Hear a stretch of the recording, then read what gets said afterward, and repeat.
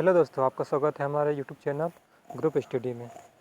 बच्चों, आज हम पढ़ने वाले हैं भौतिक का एक अच्छा टॉपिक कार्यशक्ति ऊर्जा, जो कि हमारा कुछ छूट गया था, तो हम उसको आज पूरा करने वाले हैं।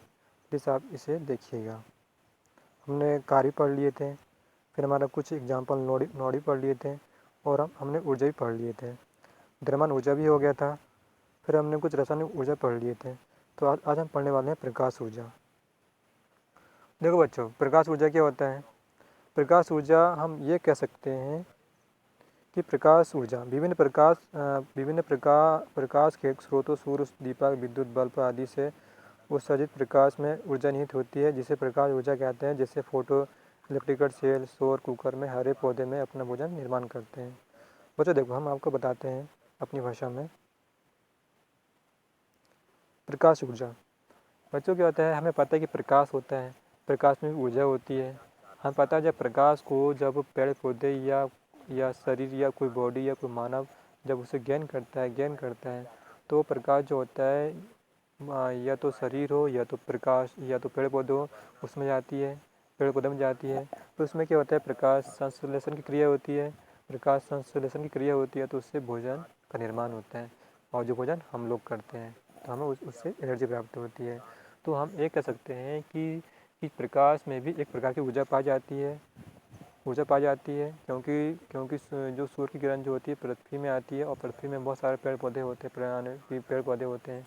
पेड़ पौधे क्या होते हैं, अपना भोजन जो होते हैं सूर्य की जो किरण होती है, प्रकाश होते हैं, उनकी सहायता से अपना भोजन बनाते हैं। भोजन बनाने के बाद क्या होता है, जैसे मानव शरीर इन भोजन को ग्रहण करता है और उनमें ऊर्जा आती है। तो हम एक कह सकते हैं कि प्रकाश में भी एक प्रकार की ऊर्जा पाई जाती है। फिर हम बात करते हैं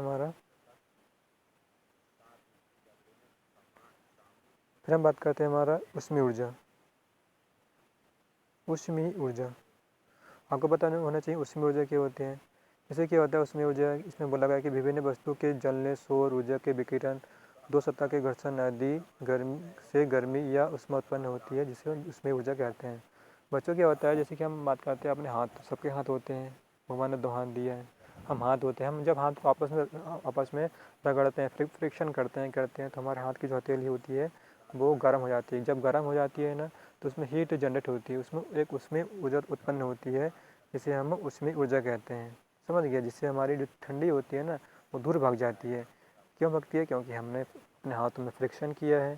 फ्रिक्शन करेंगे तो उससे ऊष्मा जनरेट होगी, और ऊष्मा उत्पन्न होगी तो वो ठंडी हवा है, ठंडी शरीर है, उसको दूर भगाएगी। फिर हम बात करते हैं हमारे क्या, यांत्रिक ऊर्जा। यांत्रिक ऊर्जा जो होती है यहाँ मुख्यतः 2 प्रकार की होती है। एक तो गतिज ऊर्जा और एक तो होती है हमारी स्थितिज ऊर्जा। तो हम बात करते हैं गतिज ऊर्जा। इसमें बोला गया है कि किसी वस्तु में गति के कारण जो कार्य करने की क्षमता होती है उसे गतिज ऊर्जा कहते हैं। यदि किसी वस्तु का द्रव्यमान m हो तथा वेग भी हो तो उसे वस्तु की गतिज ऊर्जा कहते हैं। इसका फार्मूला ये होता है, काइनेटिक एनर्जी बराबर 1/2 mv² होता है। सभी प्रकार की ऊर्जा अदिश राशि है। सभी प्रकार की ऊर्जा का सही मात्रक जूल होता है। बच्चों को हम पढ़ते हैं अपनी भाषा में। गतिज ऊर्जा आपको पता होता है कि किसी वस्तु में गति के कारण, जब वस्तु गति करेगी तो गति के कारण क्या होता है, उसकी स्पीड बढ़ेगी। तो उसकी स्पीड बढ़ने से क्या होता है, उसमें एक गति के कारण उसमें गतिज ऊर्जा उत्पन्न हो जाती है, तो जिसे हम गतिज ऊर्जा कहते हैं। मान लो कोई ट्रक है या कोई कार है, मान लो कोई ट्रक है, उसका द्रव्यमान m है। जब उसका ट्रक का द्रव्यमान m है और वो भी वेग से चल रहा है, तो हम माना जाता है कि उसमें जो काइनेटिक एनर्जी होगी, उसमें जो गतिज ऊर्जा होगी वो 1/2 mv² होगी। और इसमें बोला गया है कि सभी प्रकार की ऊर्जाएं अदिश राशि होती हैं, चाहे वो द्रव्यमान ऊर्जा हो या ऊष्मीय ऊर्जा हो या प्रकाश ऊर्जा हो। जिसमें ऊर्जा आता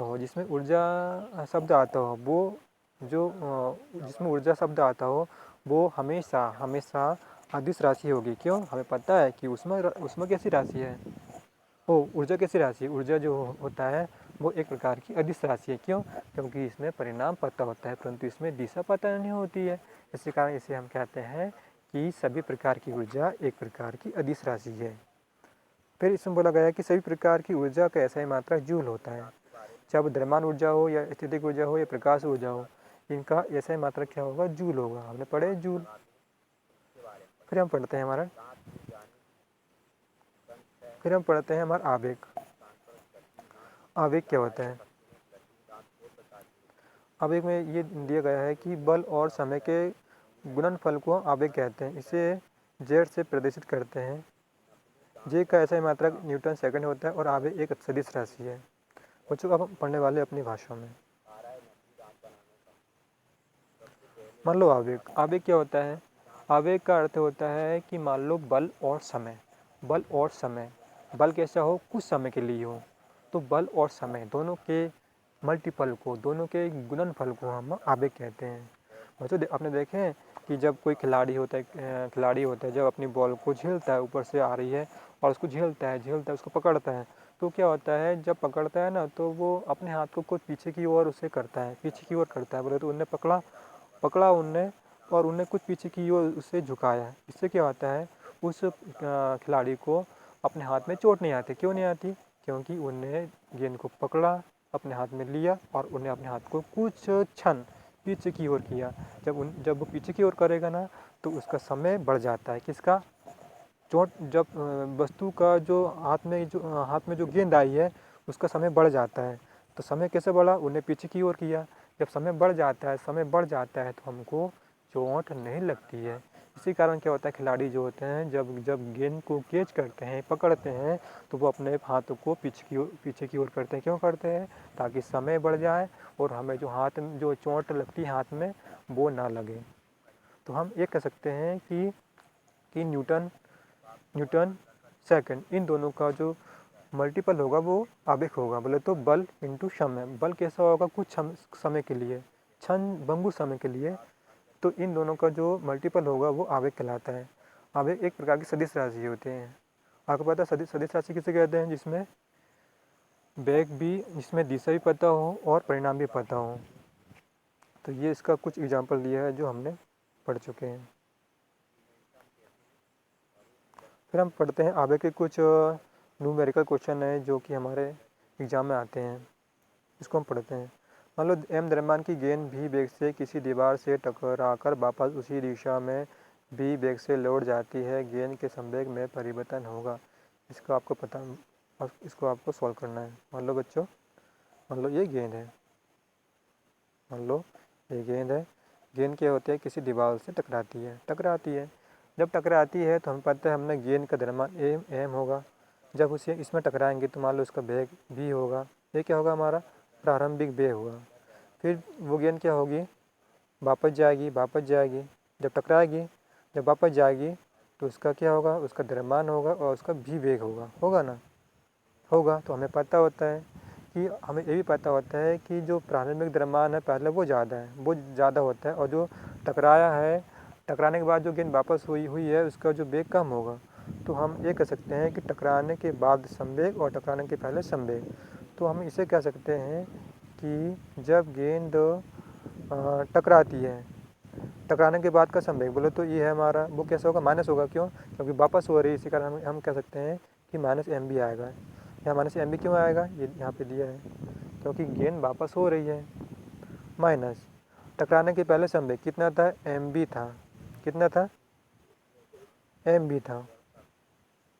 तो हम कह सकते हैं कि माइनस कितना क्या हो गया? प्लस हो गया। माइनस कितना हो गया? 2mv हो गया। तो हम कहेंगे कि जो वस्तु का जो संवेग में परिवर्तन होगा वो कितना होगा? -2mv होगा। इसका सही आंसर हमें पता होता है कि टकराने के बाद का संवेग माइनस में आता है। क्यों? क्योंकि वो वापस गेंद आई है। माइनस टकराने के पहले का संवेग, इनमें दोनों में जो चेंज हुआ है, दोनों में जो चेंज हुआ संवेग में, हमको वो ज्ञात करना है। तो हमें पता है जब गेंद टकराने के बाद का संवेग क्या होगा? माइनस होगा। क्यों? क्योंकि गेंद वापस आ रही है। माइनस टक्कर के पहले का संवेग mv होगा। तो इनको हम घटा देंगे तो उनमें जो परिवर्तन हुआ संवेग में वो हमारा आ जाएगा। इसका आंसर क्या होगा? -2mv। फिर हम पढ़ते हैं हमारा कुछ एग्जाम्पल जो कि द्रव्यमान, संवेग, गतिज ऊर्जा पर आधारित प्रश्न है।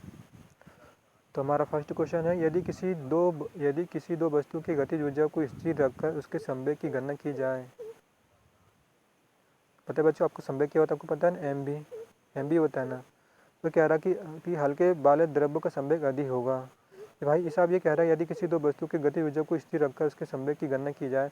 बच्चों आपको पता होता है यदि इनकी गति ऊर्जा समान है, मान लो क्या होता है, मान लो हमारा कोई ट्रक है और कोई बाइक है, तो हमें पता होता है मान लो ट्रक है और ये बाइक है बाइक, इसका भी द्रव्यमान m है, b है, इसका भी द्रव्यमान m है और b है ना। आप समझो कि संवेग क्या होता है, संवेग क्या होता है, mb होता है ना mb। तो बच्चों मुझे बताओ ट्रक का द्रव्यमान अधिक है, ट्रक का द्रव्यमान क्या है, अधिक है, और उसका वेग कम है। तो हम ये कहेंगे कि ट्रक का संवेग अधिक होगा। क्यों? क्योंकि ट्रक का जो द्रव्यमान है वो बहुत अधिक है। तो हम ये कहेंगे कि ट्रक का संवेग अधिक है। यदि मैं बात करूँ बाइक की, हमें पता होता है, अब मैं बात करता हूँ गतिज ऊर्जा की। गतिज ऊर्जा में अब आता है बाइक। मान लो हमारा बाइक का द्रव्यमान m है और उसका भी वेग है। मान लो कि बाइक का द्रव्यमान कम है और क्योंकि बाइक छोटी होती है, हल्की होती है, वो तो बहुत तेज़ी से चलती है, उसका जो वेग अधिक होगा। तो हम कहेंगे जो बाइक होती है उसकी गतिज ऊर्जा सर्वाधिक होगी। समझ आ गया आपको? अब हम बात करते हैं थोड़ा इनका एग्जाम्पल के बारे में। यदि किसी दो वस्तु के गतिज ऊर्जा को स्थिर रखकर उसके संवेग की गणना की जाए। पता है बच्चों संवेग की जब गणना की जाती है ना, तो वहाँ हमेशा आप ध्यान रखना कि जिसका द्रव्यमान अधिक होगा ना, तो उसका संवेग सर्वाधिक होगा। यदि गतिज ऊर्जा की बात की जाती है ना बच्चों, तो आप ध्यान रखना कि जिसका वेग अधिक होगा ना, उसकी गतिज ऊर्जा सर्वाधिक होगी। तो हम बात करते हैं यदि किसी दो वस्तु की समगति ऊर्जा को स्थिर रखकर उसके संवेग की गणना की जाती है, तो भारी वाली द्रव्य का संवेग अधिक होगा। आपको बताया ना कि संवेग की जब गणना की जाती है तो जिसका द्रव्यमान सर्वाधिक होगा, अधिक होगा, उसका संवेग अधिक होगा। अगर समझ। फिर हम बात करते हैं सेकंड, हमारा नोट्स है, अगर किसी दो वस्तु के संवेग को स्थिर रखकर गति ऊर्जा की गणना की जाए तो हल्के वाले द्रव्यमान की वस्तु का गति ऊर्जा अधिक होगी। आपको बताया था बच्चों मैंने बाइक वाली। यदि गतिज ऊर्जा की बात की जाती है और जब गतिज ऊर्जा की बात की जाती है तो जिसका द्रव्यमान कम होगा तो वो वस्तु बहुत तेज़ी से चलेगी। तो हमें पता है इसका आंसर क्या होगा, हल्के वाले द्रव्यमान की वस्तु का गतिज ऊर्जा अधिक होगी। इसमें कुछ नोट है। प्रश्न में गतिज ऊर्जा समान होने पर वही होगा जो होना चाहिए, अर्थात हल्के वाले का संवेग कम और भारी वाले का संवेग अधिक होगा। समझ गया आप? फिर हम बात करते हैं हमारी स्थितिक ऊर्जा। स्थितिक ऊर्जा क्या होता है, इसमें बोला गया है किसी वस्तु की स्थिति के कारण जो कार्य करने की क्षमता होता है उसे स्थितिक ऊर्जा कहते हैं। किसी वस्तु का द्रव्यमान m हो और पृथ्वी की सतह से h ऊंचाई ऊपर हो तो वस्तु की स्थितिक ऊर्जा कितनी होगी, स्थितिक ऊर्जा mgh। समझ आ गया बच्चे? मान लो क्या होता है स्थितिक ऊर्जा। स्थितिक ऊर्जा क्या होती है, आज हम खड़े हैं या आज हम जिस स्थान पर बैठे हैं, स्थिर बैठे हैं, तो हमारे में भी क्या होता है, एक प्रकार की ऊर्जा उत्पन्न होती है। क्यों उत्पन्न होती है? क्योंकि हम भी एक प्रकार की हम स्थिर है, तो स्थिर के कारण क्या होता है, उसमें स्थितिक ऊर्जा होती है। जैसे कि क्या होता है, हम बात करते हैं, मान लो कोई टंकी है, जैसे कि पानी की टंकी है, तो उसमें क्या होता है, पानी भरा होता है, तो पानी का भी द्रव्यमान होता है, m होता है ना। और वो पानी की टंकी में कुछ ऊंचाई होती है, तो हम उस ऊंचाई को h मान लेते हैं। और उसमें क्या होता है, कुछ गुरुत्वाकर्षण बल लगता है उसमें g। तो उसमें क्या होता है, एक प्रकार की क्या होती है, स्थितिक ऊर्जा पाई जाती है, जिसे हम mgh से शो करते हैं। हमें पता होता है बच्चों, ये क्वेश्चन बार बार आता है कि बच्चों बताइए कि स्थितिक ऊर्जा में क्या होता है। हमें पता होता है कि जैसी जैसी ऊंचाई बढ़ेगी, जैसी जैसी ऊंचाई बढ़ेगी, वैसी वैसी स्थितिक ऊर्जा का मान बढ़ेगा। मान लो एक पानी की टंकी है, एक छोटी टंकी होती है, एक बड़ी टंकी भी होती है। तो हमें पता है बच्चों, जैसे जैसे टंकी की ऊंचाई बढ़ेगी, पता है उतनी ही जल्दी पानी आएगा। समझ गए मेरी बात? जितनी छोटी टंकी है, जिसकी ऊंचाई कम है, वो टंकी में पानी कम आएगा। क्यों? क्योंकि उसकी ऊंचाई कम है। तो हम ये कह सकते हैं बच्चों, ऊंचाई बढ़ने में स्थितिज ऊर्जा का मान भी बढ़ता है। समझ गए मेरी बात? फिर हम आगे बढ़ते हैं। स्थितिज ऊर्जा की कुछ एग्जाम्पल है। बांध में भंडारित पानी, ताना हुआ स्प्रिंग, दबा हुआ गड्ढा, ताना हुआ धनुष, या गुलेल चाबी वाली घड़ी, या खिलौनों का स्प्रिंग ऊंचाई पर रखी ईंट। ये क्या है, सब प्रकार का स्थितिक ऊर्जा होती है।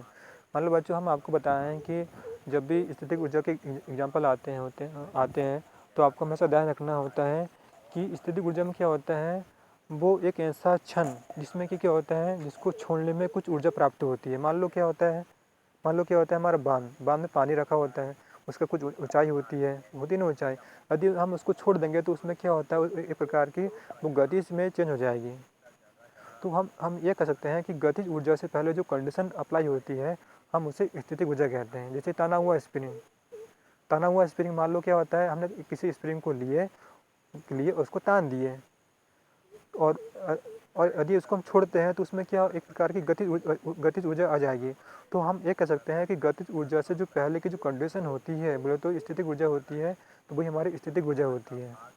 मतलब तना हुआ धनुष, तो तना हुआ धनुष यदि हमने किसी धनुष को ताने हैं तो उनमें क्या होगा, एक प्रकार की स्थितिक ऊर्जा होगी।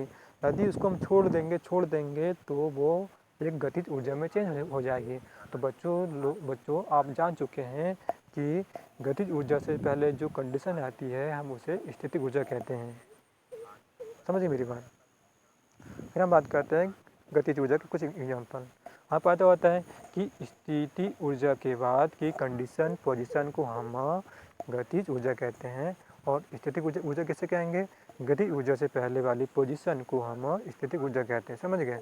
अब पढ़ते हैं हम गतिज ऊर्जा। जमीन पर दौड़ता हुआ लड़का, जमीन पर चलती ट्रेन या बस में बैठा व्यक्ति, अंतरिक्ष यान, घूमता हुआ पहिया, बहता हुआ पानी, हवा, ये सब क्या है, गतिज ऊर्जा के एग्जाम्पल हैं।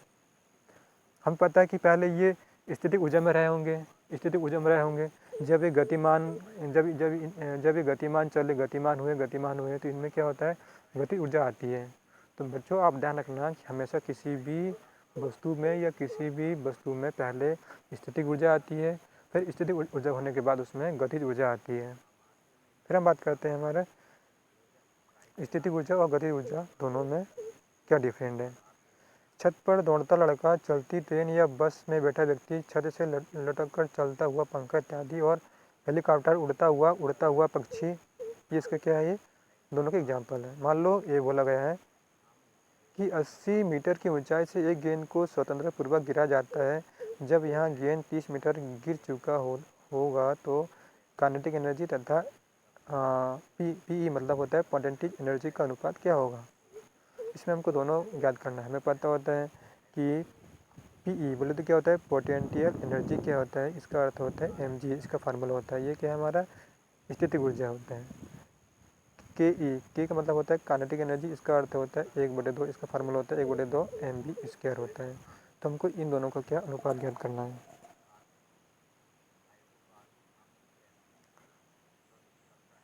देखो बच्चों, अब हम पढ़ते हैं, अब हम करते हैं पी बोले तो गतिज ऊर्जा। हम पता है कि mgh होता है, m कितना है 80, m कितना है हमारा m कितना है, m दोनों का कांस्टेंट है, नहीं m कितना है,